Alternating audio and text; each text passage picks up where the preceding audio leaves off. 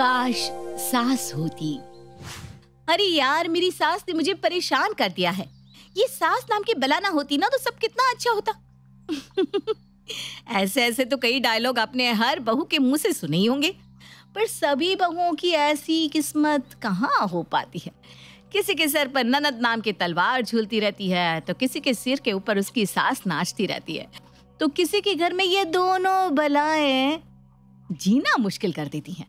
जब तक कुंडली में कोई बड़ा योग ना बने तब तक ऐसा घर मिलना तो मुश्किल ही लगता है जहां सास ना हो। पर कुछ इसी तरह का ससुराल मिलने वाला है नैना को। नैना की शादी की उम्र हो चुकी थी, जिस कारण उसकी कुंडली में विवाह योग देखने के लिए उसकी माँ सावित्री घर पर पंडित जी को बुलाती है और नैना की कुंडली उन्हें दिखलाती है, जिसे देखते ही पंडित जी कहते हैं, विवाह का प्रबल योग बन रहा है सावित्री जी। अब तो समझिए किसी भी दिन बिटिया विदा हो जाएगी। आप तो तैयारी में लग जाइए बस।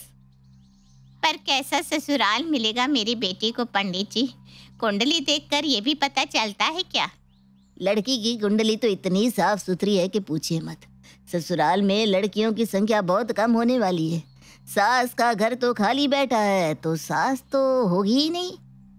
सास नहीं होगी तब और क्या चाहिए नैना? बेचारी मेरी नैना हमेशा से ही ये सास नाम के डायन से बड़ा डरती थी। अब नहीं मिलेगी तुझे सास। खुश? चलो अच्छा है, भगवान करे ऐसा ही घर मिल जाए तुझे। और ऐसा रिश्ता खुद चलकर नैना के दरवाजे पर आ जाता है। दोपहर के वक्त कमलेश जी सावित्री जी के घर पहुंच जाते हैं। माफ कीजिएगा सावित्री जी, बिन बताए पहुंच गया। वो क्या है ना, इसी वक्त मैं दुकान से घर खाना खाने जाता हूँ, तो सोचा अभी आपसे मिलता जाऊँ। फिर रात को थकावट से आया नहीं जाता। कोई आपत्ति तो नहीं है ना आपको? नहीं नहीं, ऐसे तो इन मामलों में लोग खबर करके ही पहुंचते हैं, पर कोई बात नहीं। वैसे आपकी मिसेस नहीं आई साथ में? हमारी मिसेस तो मेरे दोनों बेटों को जन्म देने के बाद ही चल बसी थी। मैंने ही किसी तरह दोनों को पाला है। इन दोनों का बाप भी मैं हूँ और माँ भी। अभी कुछ साल पहले ही बड़े बेटे की शादी की है, उसकी 8 साल की बेटी भी है। घर में एक बहू, एक पोती और हम 3 बाप बेटे। धन संपत्ति की तो कोई दिक्कत नहीं है। अग्रवाल बिल्डर्स का नाम तो सुना ही होगा आपने। Agarwal traders, Agarwal printing press सब हमारी हैं। अरे वाह, ये तो बहुत अच्छी बात है। फिलहाल नैना के पापा भी घर पर नहीं है, वो आते हैं तो फिर हम मुलाकात करने की तारीख निकलवाते हैं। तब तक आप अपने बेटे की कुंडली मुझे देते जाइए। देखिए, मैं तो ये सब नहीं मानता। अब घर में इसकी माँ होती तो कुंडली मिलवाती। हम मर्दों को इन चीज़ों से फर्क ही नहीं पड़ता। सुशील के घर आया रिश्ता हूबहू वैसा ही था जैसा पंडित जी ने बताया था, और नैना को भी ऐसा ही ससुराल चाहिए था, जहाँ ना ननद हो ना सास। तो फिर सावित्री जी कैसे इस रिश्ते के लिए मना करती? सावित्री जी कमलेश जी से मिलने की एक तारीख निकलवाती है और दोनों परिवार एक साथ एक रेस्टोरेंट में मिलते हैं। शादी की बात लगभग पक्की होने वाली थी, तभी नैना की होने वाली जिठानी मीना उसे इशारा कर टॉयलेट की तरफ बुलाती है। कि भाभी मुझे इशारा क्यों कर रही है? लगता है कोई बात है। नैना वॉशरूम जाती है, जहां मीना उससे कहती है, तुम्हें इस बारे में तो पता है ना कि हमारे घर में कोई सास नहीं है। कहीं इन लोगों ने तुमसे ये बात छुपाई तो नहीं है ना? नहीं भाभी, क्यों छुपाएंगे? मुझे पता है मेरी कोई सास नहीं है और कोई ननद भी नहीं है। तुम एक ऐसे घर में शादी करके आने वाली हो जहां औरतें रही ही नहीं है। इस घर के लड़कों को औरतों के साथ रहना आता ही नहीं है, सभी अपनी मर्जी से रहता है। हाँ भाभी, मुझे पता है, और मुझे ना इस बात से कोई तकलीफ नहीं है। मीना नैना को काफ़ी समझाने की कोशिश करती है, पर नैना उसकी बात नहीं समझती और दोनों परिवारों का रिश्ता जुड़ जाता है। नैना और सुशील की शादी की तारीख निकल जाती है, पर मंडप पर जाने से पहले नैना मीना से हुई बातचीत के बारे में अपनी माँ को बताती है। मम्मी, भाभी कह रही थी कि तुम्हें ऐसे घर में क्यों आना है जहाँ कोई औरत ही नहीं है। जल्दबाजी में हमने कोई गलत डिसीजन तो नहीं ले लिया ना? हे भगवान, ये जिठानियाँ ना कभी नहीं सुधर सकती। तेरी कुंडली से सास हटाई तो ये जिठानी नाम की डायन आकर बैठ गई। वो तो यही चाहती है कि उसका एक छत्र साम्राज्य रहे, जो रहे सब उसका ही रहे। कौन सी जिठानी चाहती है कि उसके देवर की शादी हो जाए? सारी संपत्ति की मालकिन वो अकेले बनना चाहती है। उसका सुनना छोड़ और आराम से स्टेज पर जाकर बैठ जा। जा बेटा। नैना स्टेज पर चली जाती है और रस्में शुरू हो जाती है वरमाला। पहले लड़का वरमाला पहनाता है कि लड़की? अब मुझे क्या पता, मैं भी तुम्हारी तरफ पहली बार ही शादी कर रहा हूँ। लो भाई, दूल्हा दुल्हन को ये भी नहीं पता कि पहले कौन वरमाला पहनाता है। अरे कोई बड़ी औरत है क्या घर में जो रस्में संभाले? लोगों को सास नहीं चाहिए घर में। अब देख लो जब सास नहीं होती तो क्या होता है। मीना तुम स्टेज पर जाओ यार, यहाँ लोग मजाक उड़ा रहे हैं। और इसी तरह जैसे तैसे वरमाला की रस्म पूरी होती है और दूल्हा दुल्हन फेरे पर बैठ जाते हैं। लड़के के परिवार वालों को लड़की को जो भी चढ़ाना है यहाँ सभी के सामने, लड़की के सामने रख दे। माफ कीजिएगा पंडित जी, ऐसा तो कोई इंतजाम हमने किया नहीं। तूने कुछ किया है क्या इंतजाम शैलेश? हमें तो इस बात का आइडिया ही नहीं था पंडित जी। अच्छा, मैं नैना के नंबर पर गूगल पे कर देता हूँ। कितना भेजना है आंटी जी, आप ही बता दीजिए। मैं लड़की के पक्ष से हूँ बेटा, मैं कैसे बता सकती हूँ कि आप उसे क्या चढ़ाएंगे क्या नहीं। आपको जो समझ में आए अपनी योग्यता अनुसार चढ़ा दीजिए।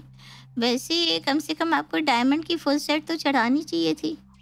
पहली शादी देख रहे भाई, जिसमें दुल्हन को गहने भी नहीं चढ़े। अरे सगुण के नाम का एक चैन तो खरीद लेना चाहिए था। तेरे भी तो शादी हुई थी शैलेश, क्या तुझे भी नहीं पता?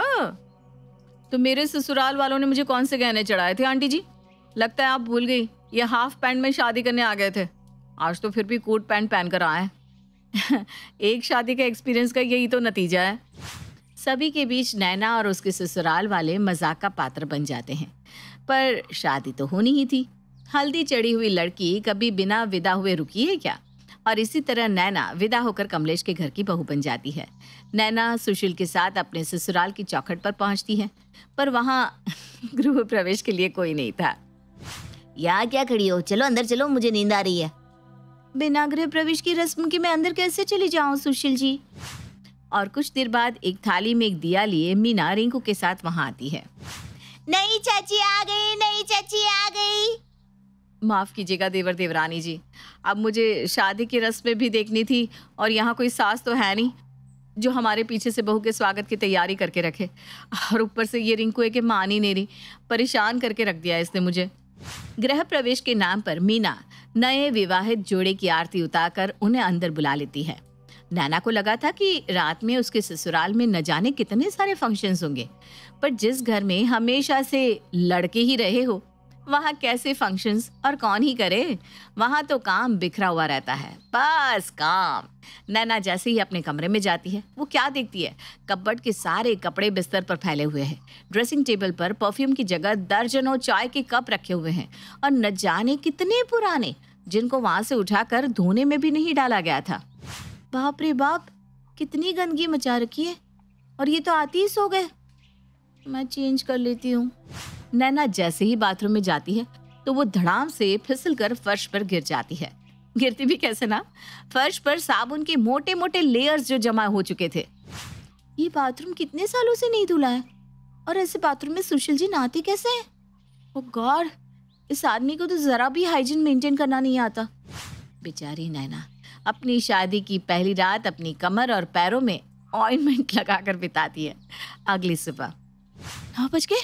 ओ गॉड, हाँ मैं तो भूल ही गई थी, यहाँ कोई सास ही नहीं है जो मुझे देर से उठने के लिए 2 बातें सुनाएगी। चलो ये तो बढ़िया है। अब जाकर किचन की हालत देखती हूँ, फिर अपनी पहली रसोई बनाकर अच्छी खासी मोटी रकम भी तो कमानी है मुझे। नैना तैयार होकर हॉल में जाती है और देखती है कि रिंकी स्कूल जा चुकी है। सुशील और शैलेश काम पर निकल रहे हैं। मीना किचन में काम कर रही है और कमलेश जी खाकर उठ रहे हैं। रुकिए पापा जी, मैं कुछ बना देती हूँ ना, पहली रसोई है आज मेरी।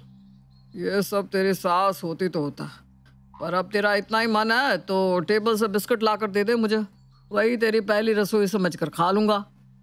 नैना बिस्किट लाकर कमलेश को पकड़ा देती है और कमलेश बिस्किट खाकर दुकान के लिए निकल जाता है। ये क्या, ना कोई शगुन ना कुछ मेरी मुंह दिखाई के लिए दिया। तुम अब भी उम्मीद लगाकर बैठी हो कि तुम्हारी मुंह दिखाई होगी। जिन लोगों को ये भी नहीं पता कि उनकी शर्ट का सेट का पैंट कहाँ है, वो मुंह दिखाई की रस्म करेंगे। शादी हो गई वही बहुत समझो तुम। वैसे शादी के 8 सालों तक मुझे मायके जाने को नहीं मिला, क्योंकि मैं घर की इकलौती बहू हूँ ना। रिंकी ने तो अपने नाना नानी को बस वीडियो कॉल पर ही देखा है, इसलिए मैं उसे लेकर अपने मायके जा रही हूँ। तो अब कुछ दिन तुम ही सब संभालो। पर मैं कैसे, मैं क्या? तुम्हें चाहिए था ना बिना सास का ससुराल, तो देखो मजे। और हाँ, रात को किसी का इंतजार मत करना।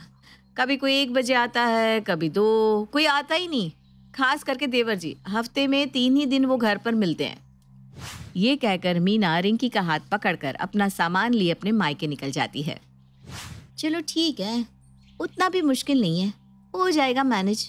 जाकर बाथरूम साफ कर देती हूँ और फिर एक एक करके घर की चीजों को सेटल करना शुरू कर दूंगी। नैना के ससुराल में उसका पहला दिन था, इसलिए उसे सब कुछ आसानी लग रहा था, पर असली प्रॉब्लम तो उसे अब समझ में आने वाली थी। नैना अपने कमरे से अटैच बाथरूम में जाती है और बाथरूम को साफ करने लगती है। नैना एक डंडे से सीलिंग पर लगे धूल को हटा रही होती है कि गलती से वो डंडा पानी के पाइप पर लग जाता है और बाथरूम में लीकेज शुरू हो जाती है। एक काम ठीक हुआ नहीं कि दूसरा खराब हो गया। नेहा सुशील को कॉल लगाती है कि वो या तो खुद आ जाए या किसी प्लम्बर को भेज दे, पर सुशील तो सुशील था, वो फोन उठाता ही नहीं। मजबूरन नैना को घर का कॉमन बाथरूम यूज करना पड़ता है, जो किसी पब्लिक टॉयलेट से कुछ ज्यादा साफ नहीं दिख रहा था। रात को जब सभी घर वापस लौटते हैं, सुशील प्लीज कल याद से एक प्लम्बर भिजवा देना, हमारे बाथरूम का पाइप लीक कर रहा है। अच्छा, हाँ, अरे उसे ठीक करवा कर कोई फायदा ही नहीं है। एक्चुअली बाथरूम ही गलत जगह पर बना हुआ है, वो पूरा कंस्ट्रक्शन ही तुड़वाना पड़ेगा। छोड़ो, घर का कॉमन बाथरूम है ना, उसे यूज कर लो तुम। अरे पर वो बिल्कुल भी हाइजीनिक नहीं है। पापा जी के कपड़े, जेठ जी की और आप सबके कपड़े वहाँ इधर उधर गिरे हुए रहते हैं। तो इसमें तुम्हें प्रॉब्लम क्या है? आज तक हम तीनों ऐसे ही तो रहते आए हैं। पापा को भी कोई प्रॉब्लम होती है क्या पापा? अरे मुझे क्या प्रॉब्लम होगी बेटा? हाँ नैना, ऐसे ही मेरे कमरे का बाथरूम भी तो डैमेज है, इसलिए मैं और मीना भी घर का कॉमन बाथरूम ही इस्तेमाल करते आ रहे हैं। अच्छा, मतलब इस घर में एक बार जो चीज़ खराब हो जाए वो कभी बनाई नहीं जाती। ठीक है, फिर मैं बाथरूम में ताला लगा देती हूँ। और एक ही दिन में नैना को पता चल जाता है कि मीना ने उसे इस घर में शादी करने को क्यों मना किया था। नैना घर के कॉमन बाथरूम में ना ठीक से नहा सकती और ना ही अपना सामान वहां रख सकती थी। उसका पर्सनल स्पेस ही एक तरह से खराब हो चुका था। और इसी तरह 15 दिन बीत जाते हैं और मीना वापस आ जाती है। अब कैसे इतने सालों से कॉमन बाथरूम यूज कर रही है दीदी? कितनी प्रॉब्लम होती होगी आपको? सिर्फ टॉयलेट का प्रॉब्लम थोड़ी ना, यहाँ हर चीज का ही प्रॉब्लम है। अब मुझे रिंकू हुई थी तो मुझे इन्फेक्शन हो गया था इस गंदगी के कारण, पर किसी फर्क पड़ता है? ये लोग तो हमारा फोन ही उठा ले तो गनीमत समझो। पहले मैं भी तुम्हारी तरफ भाग भाग कर सारे काम करती थी। शैलेश जी का एक जूता छत पर मिलता, एक बाहर गराज में। सारी चीजों को इकट्ठा कर एक तरफ करना, घर की सफाई करना। पर इन लोगों की आदत थी कि सुधर ही नहीं रहे थे। फिर मैं भी कब तक कोशिश करती, मैंने भी छोड़ दिया। मेरी भी बच्ची है, मैं उस बच्ची को संभालूं या ये 3 बच्चों को? मेरी प्रॉब्लम तो कोई समझता ही नहीं था। आई एम सो सॉरी भाभी, आपको कितनी तकलीफ झेलनी पड़ी मैं समझ सकती हूँ। मीना और नैना आपस में बहनों की तरह रहने लग जाती हैं, पर घर की प्रॉब्लम तो अभी भी बरकरार थी। कुछ दिनों बाद नैना को पता चलता है कि वो प्रेग्नेंट है। वो इस बात को सबसे पहले मीना को बताती है। रिंकी के समय तो मैंने सब कुछ सह लिया, पर तेरे साथ मैं वो नहीं होने दूंगी जो मेरे साथ हुआ था। एक तो ये लोग शैम्पू करने के बाद कभी फर्श पर एक वाइपर भी नहीं चलाते कि पानी हट जाए। तू अगर वहां गई और फिसल गई तो और कोई फ्लश भी नहीं करता। उस टॉयलेट को तू यूज करेगी तो तुझे इन्फेक्शन हो सकता है। लड़कों का क्या है, उन्हें बहुत कम ही यूरिन इन्फेक्शन होता है, पर लड़कियों के शरीर की बनावटी भगवान ने ऐसी बनाई है। ऊपर से तेरे साथ अभी एक और जान भी जुड़ गई है। मैं ये रिस्क नहीं ले सकती। और अगले दिन से ही मीना रसोई संभालना बंद कर देती है। नैना तो प्रेग्नेंट थी, वो कोई काम क्यों करती। सुबह सुबह जब शैलेश, सुशील और कमलेश अपने कमरों से बाहर आते हैं, वो देखते हैं कि आज नाश्ता बना ही नहीं है। नाश्ता मिलेगा कि नहीं बहू? जा शैलेश, जरा किचन में देखा तो कुछ बना हुआ हो तो मुझे ला कर देते हैं, मुझे अपनी दवाइयाँ लेनी है। नाश्ता बनाने में मीना तो कभी इतनी देरी नहीं करती, न जाने क्या हो गया। कोई बात नहीं भैया, मैं जाकर नैना को बुला देता हूँ, वो कुछ बना देगी। नहीं, नैना कुछ नहीं बना पाएगी, क्योंकि वो माँ बनने वाली है और उसका शरीर अभी बहुत कमजोर है। डॉक्टर ने उसे सिर्फ और सिर्फ आराम करने को कहा है। अरे वाह बहू, तूने तो ये बड़ी अच्छी खबर सुनाई। इसी बात पर कुछ मीठा खिला दे। मीठा, नमकीन, मसालेदार सब कुछ खिला दूंगी ससुर जी। बस उसके पहले घर के टॉयलेट का काम शुरू हो जाए तो अच्छा होगा, क्योंकि मैं नहीं चाहती कि रिंकू के वक्त जो मुझे झेलना पड़ा वो नैना को भी झेलना पड़े। तो जब तक इस घर के सारे टॉयलेट बनकर रेडी नहीं होते और आप लोग अपनी हरकतों से बाज नहीं आते, किचन में खाना नहीं बनेगा। ये सुनते ही सभी की सिट्टी पिट्टी गुल हो जाती है।